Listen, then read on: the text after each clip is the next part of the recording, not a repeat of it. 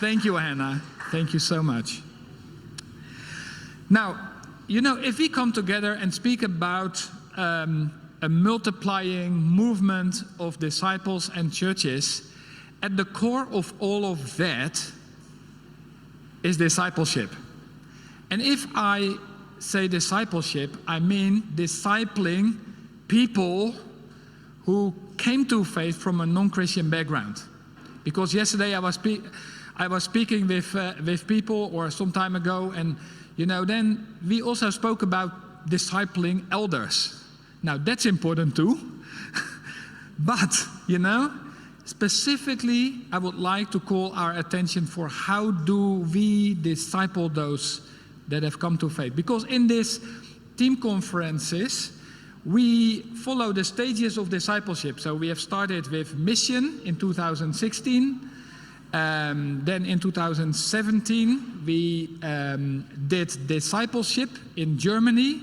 Then in 2018, leadership in Birmingham. And now this year is the last stage, and that's multiplication. Now, multiplying disciples. I would just like to ask you this question. When you would look in your telephone list to the people that you have called, let's say the last 2 weeks, how many people did you call that are seekers? You know, to how many people are you related? Actually, how much of your time do you invest in discipling people who come from the harvest? And compare that to the amount of Christians that you are calling.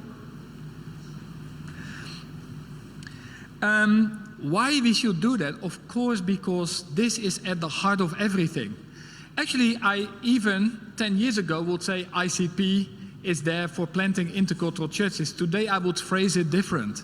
I would say we are there to make disciples from the nations. And out of that, the fruit of that is churches.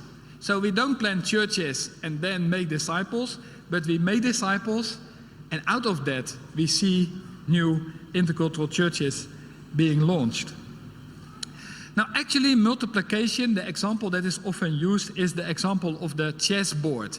You might have heard the story that once the person who invited this lived in China, and then the emperor was so glad and so proud that he invited the person who invented this wonderful game and said, how can I give you a reward?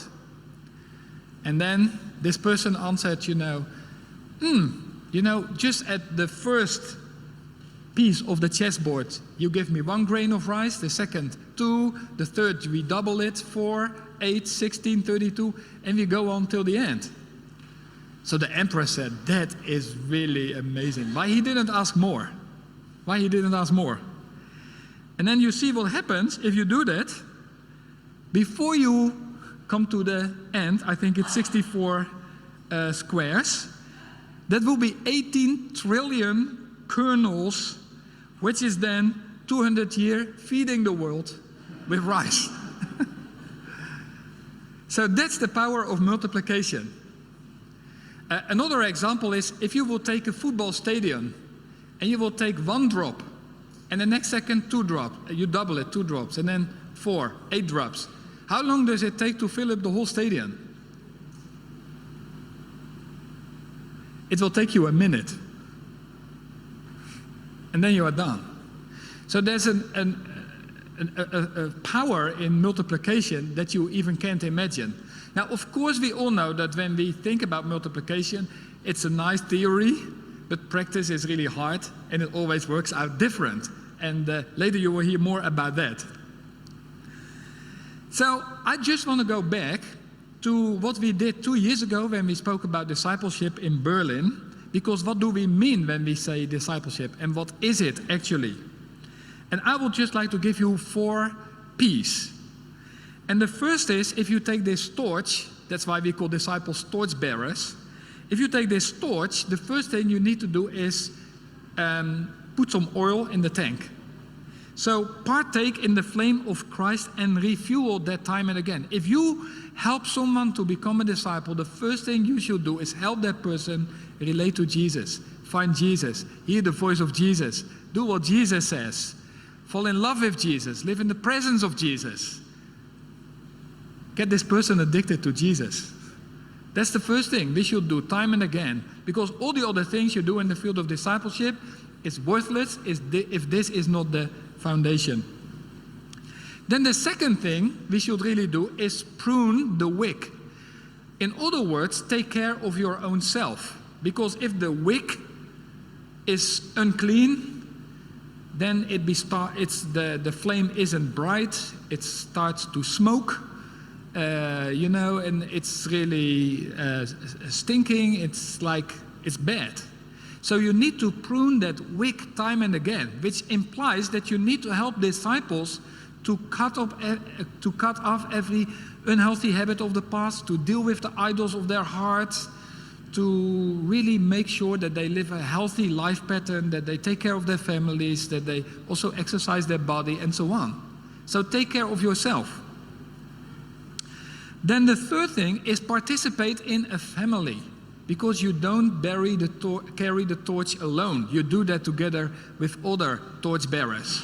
So commit yourself to community, commit yourself to a family, commit yourself to a church, and also serve that church with your gifts. That's the third thing that's really important if we disciple others. And then the fourth, and not the least important, is pass on that flame. So if you have this torch and you just stay in the light and you only have Christians in your mobile that you call to, then who can ever enjoy the light that God gave you? This torch needs to go to the darkness, to the darkest places. And you need to teach your people not to come to the Christian bubble, but to go out of that into the real world. Learn them to share the gospel, to use the right words, to have the right attitude, and share Christ with others. Now, actually, I'm passing on the baton to Philip. And I know Philip, I think, for 6 years. I think it was Jotis who introduced us in Paris.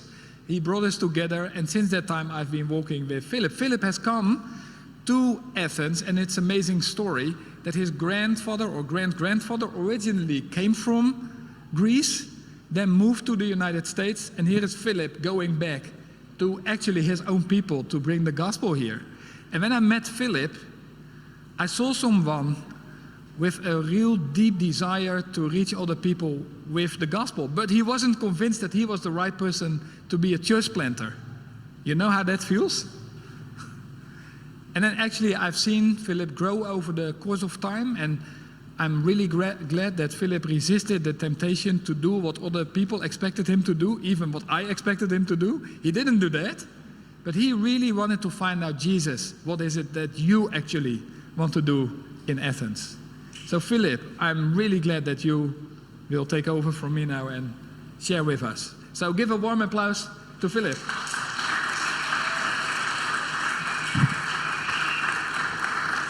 Well, good morning. It's an honor to finish Theo's talk and to work through this topic together. Before I jump into the slides, I want to put a parenthesis, but it's connected, and that is that when we think about the movement of the gospel, when we think about how is it that the good news of Jesus Christ impacts our cities and actually moves, the baseline thing that we see anywhere in the world where the gospel's moving is prayer. So we don't have a workshop on prayer specifically this week. But what we want to do in order to make sure that each of you have a chance to think through how can we integrate prayer into everything we do at every level is that I have asked Hannah, who is the prayer coordinator on our church planting team, to take time throughout the course of this period that we have together, these 3 days, and meet personally with people from your team to talk about prayer. So I think that that's the most effective way for you to connect. She's just a wonderful resource in that area, and she has led our team so well and helped us to move forward in that area. So what I'm asking is that each team here would, either as a team leader or with people on your team, to find Hannah and sit down and just share with her what you're doing and get some ideas and kind of tap into her as a resource to help you and your team develop in that area. So find Hannah today, tomorrow, or Thursday during a break, and she would love to sit down with you. First things first, we say. Theo has mentioned already, making disciples is primary. So when we think about church planting movements, it's difficult to envision just planting churches from scratch if we don't have this as our base. Because disciples, healthy disciples, just naturally fill churches. So people who follow Jesus, they will just come to church, they will want to be in church, and they will want to build a church with you. So church planting, I think, is much more straightforward if you've done the hard work of learning how to disciple people. We are all in this together. So multiplying is a shared responsibility. It's not specific calling for people with specific gifts. So you might say, well, I'm not really good at making disciples. That means you probably don't understand what it means to be a disciple. It's not a specialty task. And I say this to our groups very often. In fact, every time we meet, I write this on the board before we sit down and we read God's word together. I say, you are a disciple of Jesus, and Jesus calls you to make disciples. And that's how you get movement. So we're not inviting people to come and step into our box and be in our church. We're asking people to follow Jesus with us. We follow Jesus. We take someone, they follow us following Jesus, and together we have movement together, and we move forward. Now, we have this interesting idea of multiplication that Theo mentioned, and often we might write it like this. We say, here's our tree, I make disciples, they make disciples, it's going to be amazing. In 1 minute we fill the whole stadium, right? And we have 1 generation, 2 generations, 3 generations. It's going to be amazing. But in reality, maybe we have 3 people on our team. One person says, that's not for me, and they're done. One person maybe makes 4 disciples, 5 disciples. They love it. They're really good at it. Those disciples, 2 of them give up. One of them maybe makes 2.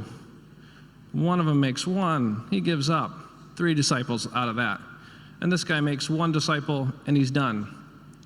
That's what that's what your church probably looks like. You have 1 generation, 1 generation, 1 generation. At the end, you still have 3 people. Right?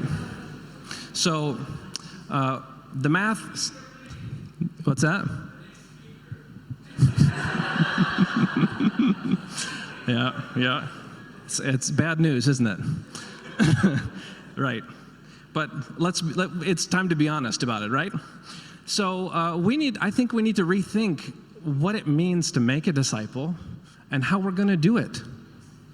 One of the things that I think is important is to keep it simple. So when we say discipleship, you're probably thinking some sort of in-depth class, a book study, something that's pretty formal and organized.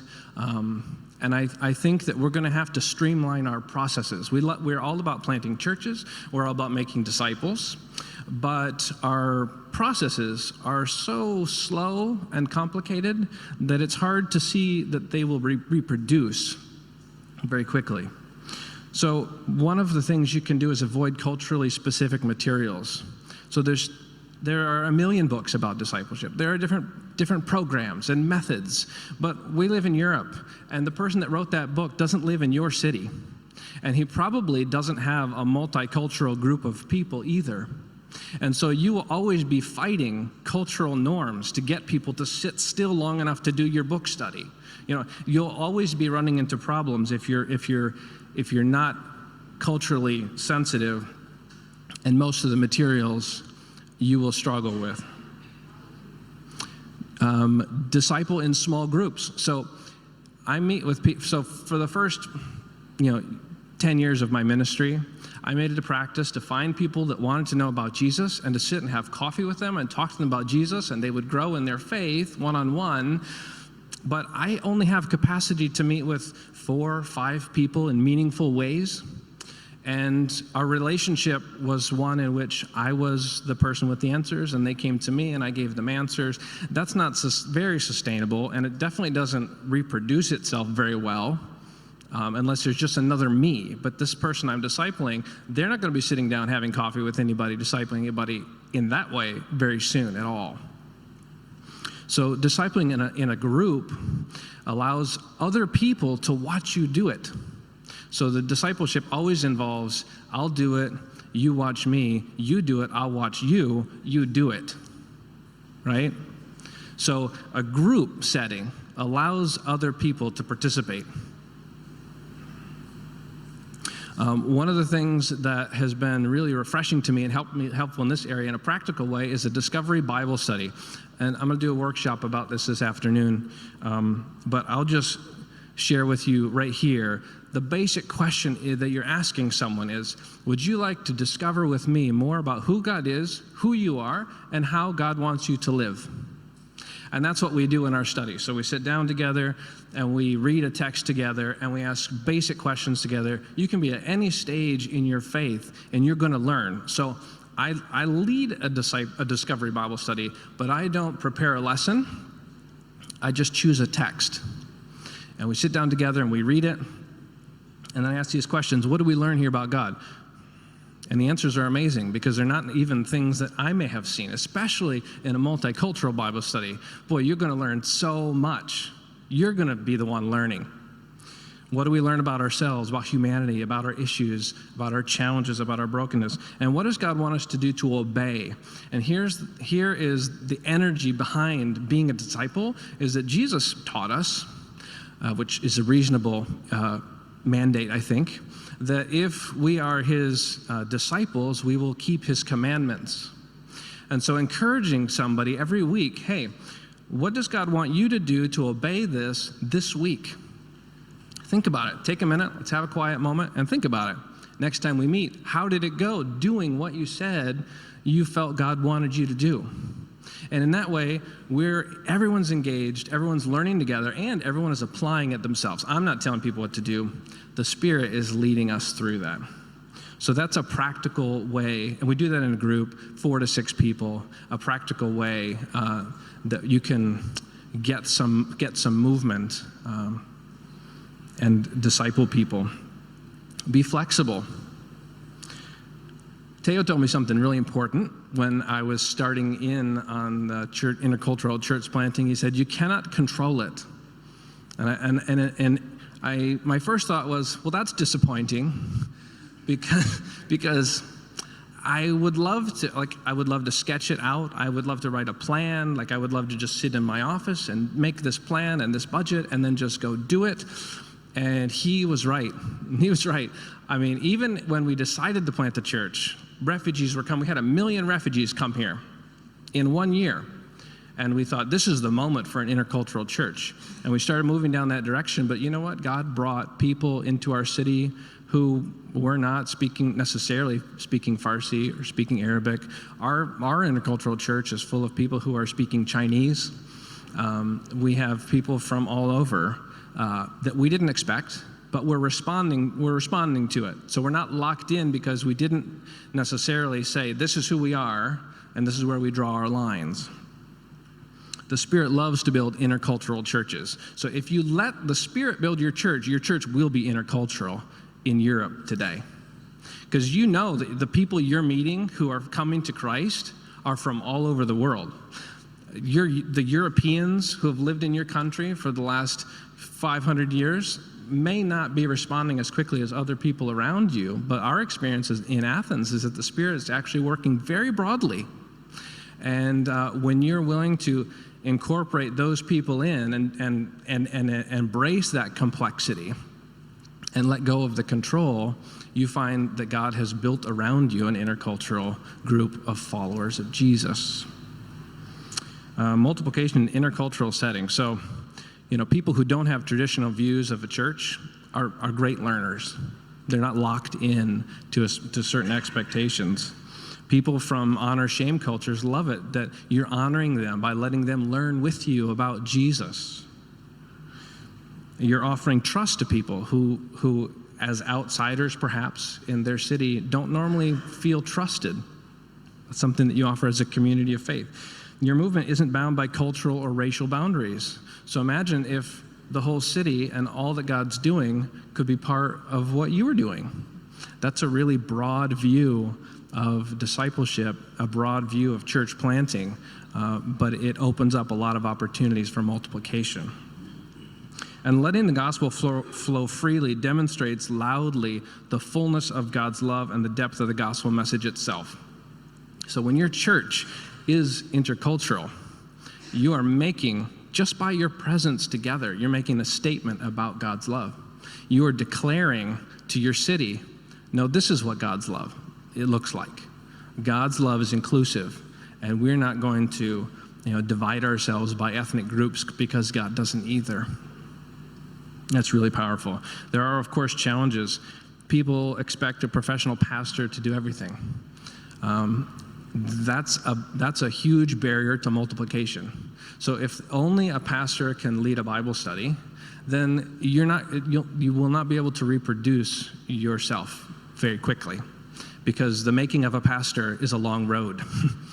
The making of a leader in some of our current models is a really, really long road.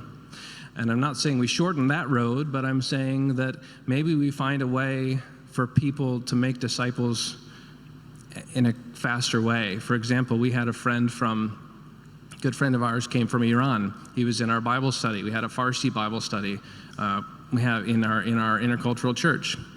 And he was new in his faith, maybe at 1 year, a believer, and we started sitting down, reading texts together, doing a DBS, a Discovery Bible study together. A few weeks in, we realized that he has been sharing the gospel through WhatsApp with his friends in Iran, and he has now 15 people that he's discipling in Iran. Every time we have a meeting, he takes what he's learned and he gives it to them. So we didn't wait 5 years to do any special training. We just taught him that he's a disciple, and he knew he was supposed to make disciples, and he's passing it along. That's a moving that's really quick, right? He's not ready to be a pastor in a church necessarily, but he can make disciples, and I think that's key to multiplication. Growth is traditionally viewed as easier with a single target group in mind. So, traditional church planting says your church will grow faster if you find people that look like you. Everyone's more comfortable. It'll be easier to invite them, and things will move more quickly. Maybe on paper in some places, but if you let the Spirit run freely and you don't try to dictate who's going to be in your church, the Spirit is going to build something in His timing. The Spirit actually moves way faster than we're ready to sometimes. So pray for it and try to keep up. And intercultural ministry is more complex to understand and often strays from your written plan. So we've said this already, but it's more difficult and more complex to plant an intercultural church than a monocultural church. Because you don't just have, you have all of this chaos. You have all these things that you can't control, and you have to be flexible, and you have to understand a lot of different cultures, and you have to have ways to make everything you're doing accessible. You have to have translation. You have to print things in multiple languages. You have to understand dynamics between all the people in your group. Half your congregation may have been traumatized in the last 6 months in their travels to get to your country. The complexity is deep. So you're going to have to be a student, and you're going to have to spend time with other people, like in these moments, learning from one another and encouraging one another. That's a big challenge to multiplication. But I have this picture of this tree, and this is just a beautiful old tree. I don't know how old this guy is, but you can see he's so old that on the edges, some of his branches are propped up with boards. He just can hardly hold himself up, right? But He has been going for a long time, and he's been spitting out acorns, and they've been growing up to be other trees. And so this idea of multiplication has to have deep roots, and it might take some time, but it has the potential to be something really great. And the good news is that God's building his church. So you don't have to count on your ability to do math or your ability to be an amazing, dynamic teacher or preacher. You just have to be able to follow the Spirit, read through Scripture with other people, and learn with other people about who God is, and encourage them to follow him with you. That's actually what Jesus did. Jesus was only here 3 years. The main thing he did was make 12 disciples and then just leave it to them. That should tell us something about a method, right? Jesus had 12 disciples. He taught, he shared with them how to follow him, told them to do it, and he told us to do it. So let's follow Jesus in that way and pray that the Lord will bless that work and build his church and multiply his church. Thanks.